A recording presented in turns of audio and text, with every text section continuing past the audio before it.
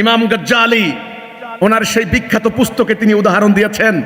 সেখানে তিনি বলেছেন কুয়ার মধ্যে দুই ধরনের পানি জমে। এক ধরনের পানি উপরের থেকে আসে, বৃষ্টি বাদল হলে ওই পানি ঢুকে কুয়ার ভিতরে, ওটার সাথে ময়লা আবর্জনা, পচা ইঁদুর, মরা ইঁদুর এগুলো ঢুকে। কুয়ার ভিতরে আরেকটা পানি জমে, সেটা হলো তলদেশ থেকে একটা পানি উঠে। সেই পানি পরিশুদ্ধ, বিশুদ্ধ, সেই পানির মধ্যে কোনো ময়লা নেই। আজকে যেই জ্ঞানের দ্বারা মানুষগুলি অহংকার করছে, জ্ঞানী অহংকারী হবে কেন?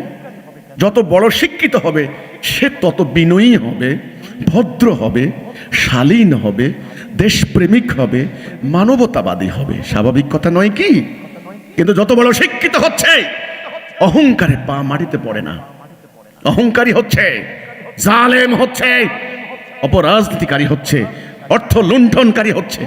কারণ কি? কারণ তাদের এই অর্জিত জ্ঞান আবর্জনাযুক্ত জ্ঞান।